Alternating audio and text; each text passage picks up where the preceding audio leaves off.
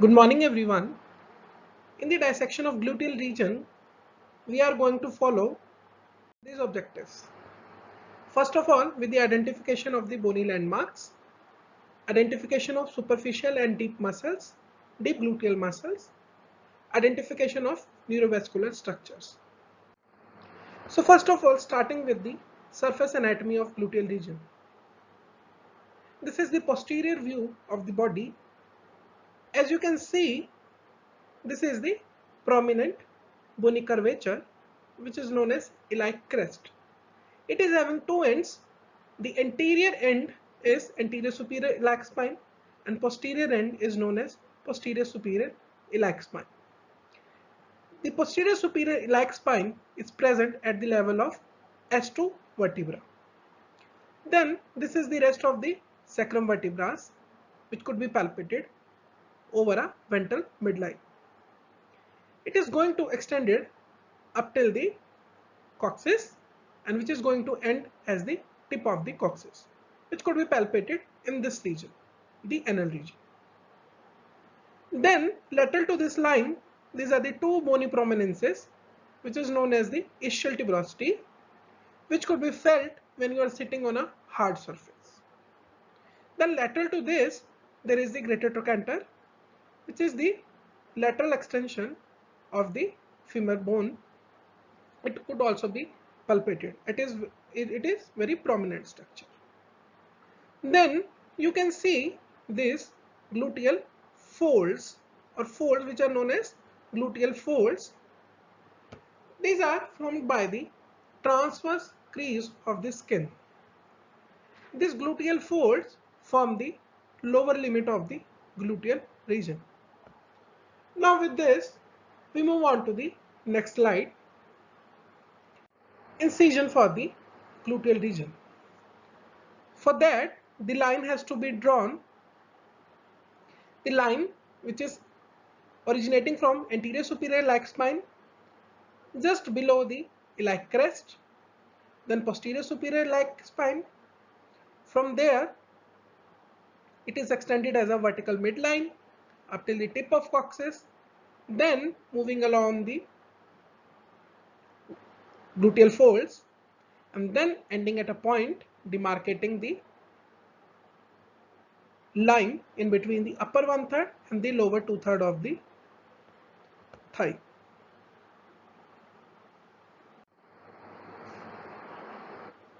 Through this incision, the skin has been reflected in this region. Under the skin, there will be the presence of superficial fascia, which is containing a very large amount of fat in this region. As you can see, some part of the muscular fibers which are running just below this fatty layer. So after removing this whole superficial and the deep fascia, we are going to come in this superficial dissection of this gluteal region.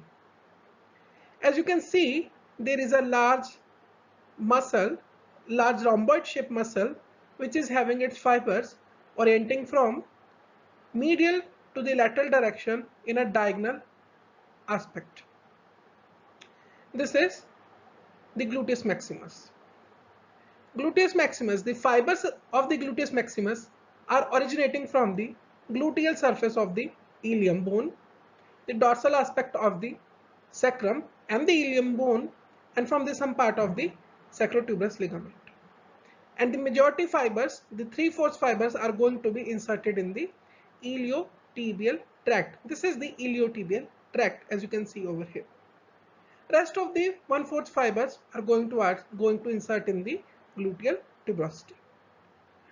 You can see this whitish region. This is nothing but the gluteal aponeurosis, which is present just above the gluteus maximus muscle. This gluteus aponeurosis is covering the gluteus medius muscle under it.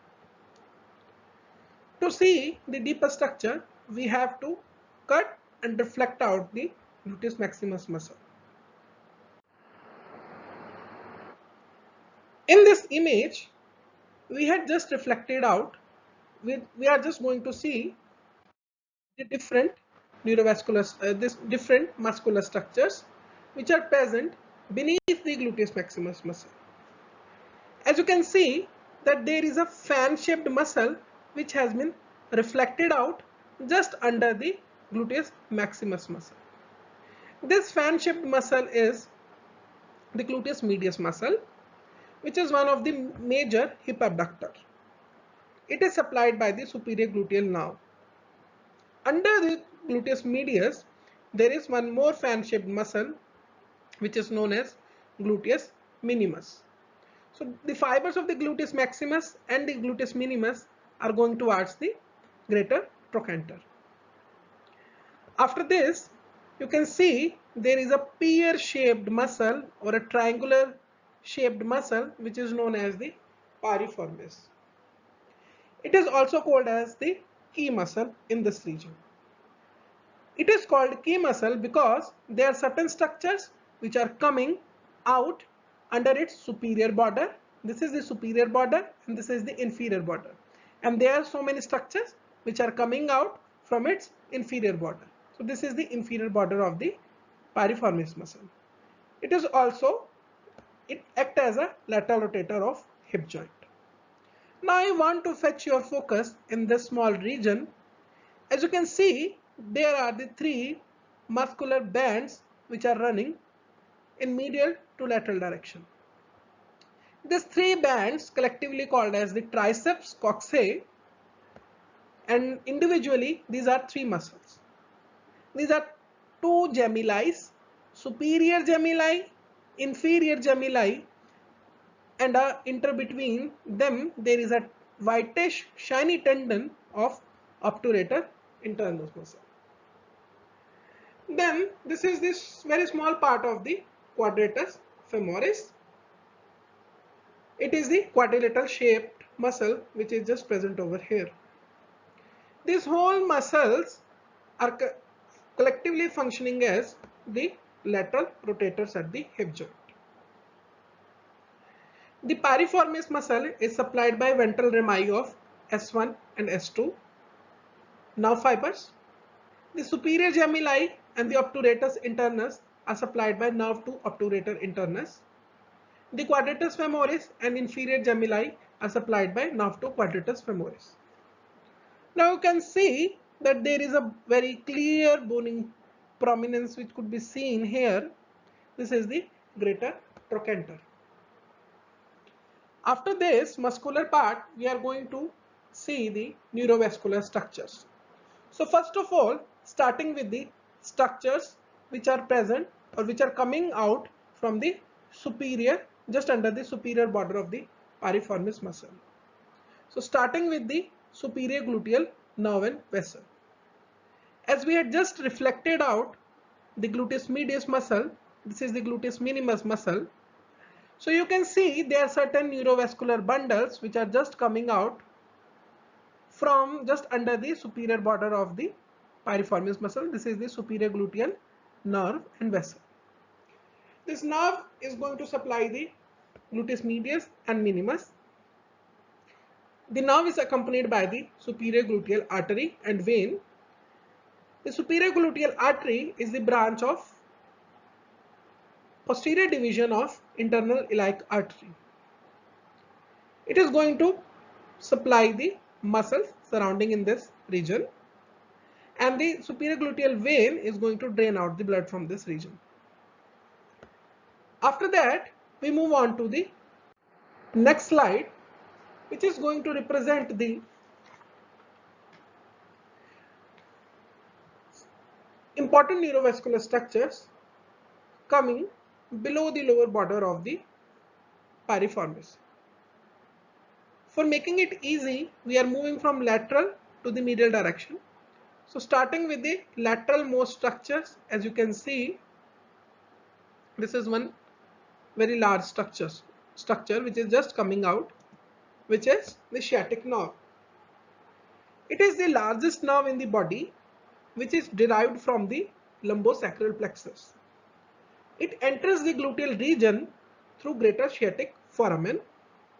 It emerges inferior to the piriformis and descends in a inferolateral aspect or direction. Then we move on to the inferior gluteal nerve and vessel. So as we had discussed earlier, we just has removed this, the attached part of the inferior gluteal nerve and vessel, which are just supplying the gluteus maximus muscle. This inferior gluteal nerve is accompanied by inferior gluteal artery. So it is a bit important in this region. Inferior gluteal artery is the branch from the anterior division of internal iliac artery.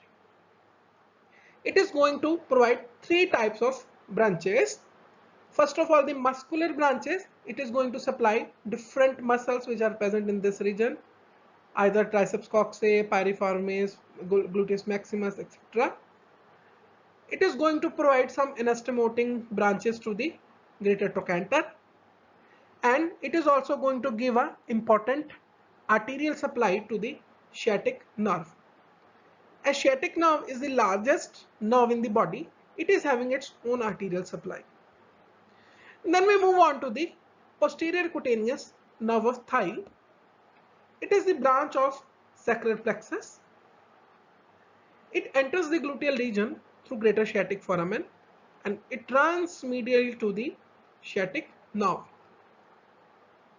Then I want to fetch your focus in this small region.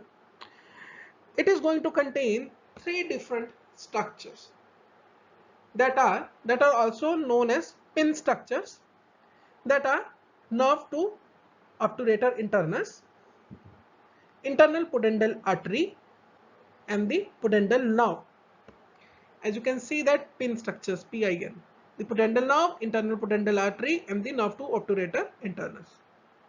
The nerve to obturator internus also derived from the sacral plexus, and the pudendal nerve is also derived from the sacral plexus. The nerve to obturator internus, as we discussed earlier, is going to supply the superior gemmelli and the obturator internus muscle. The pudendal nerve and the internal pudendal artery. The internal pudendal artery is the branch of the internal iliac artery.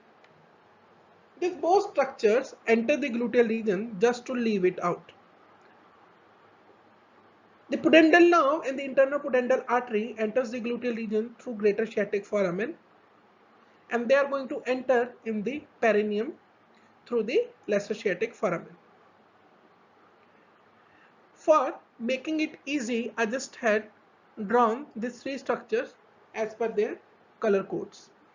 As you can see, this lateral lying structure is the obturator internus, then internal pudendal artery, and the medial most structure is the pudendal nerve. Now we are going to revise these whole structures. This is the superficial dissection, in which this is the rhomboid shaped large muscle, which is the gluteus maximus muscle. As you can see, this is the gluteal aponeurosis, and this is the iliotibial tract or band, whatever you want to call it, you can say. Then in this deeper dissection, as you can see, the gluteus maximus has been cut out. This is the cut part of the gluteus maximus muscle. This is the again the iliotibial tract. There is one more muscle which is just present under the gluteus maximus, that is the gluteus medius muscle. It has also been dissected out to see the more deeper structures. So this is the gluteus minimus muscle. Then you can see this piriform shaped or pear shaped muscle, which is known as piriformis, superior to which the superior gluteal nerve and vessel are coming, inferior to which the inferior gluteal nerve and vessels are coming. Apart from that, this is the sciatic nerve. It is the largest nerve in the body. Just medial to it, there is the lateral cutaneous nerve of thigh. Then we move on to the more lower structures. So this is the triceps coxae, which is the superior gemelli, obturator internus muscle, and the inferior gemelli. And then inferiorly we are having the quadratus femoris muscle, which is a quadrilateral shaped muscle. Then moving to the more deeper aspect, you can see these are the superior gluteal nerve and vessels. These are the inferior gluteal nerve and vessel. This is the sciatic nerve. This is the posterior cutaneous nerve of thigh, the posterior femoral cutaneous nerve, sorry. And this is the pudendal nerve, as you can see, which is just going to the perineum region, and this is the nerve to apparatus internus. One thing very interestingly, you can see there's some bunches of, or there's some fibers of the inferior gluteal nerve which are going towards the gluteus maximus muscle. They are just supplying there, and you can see the superior gluteal nerve is supplying the gluteus medius and gluteus minimus muscle. I hope you understand this. Thank you.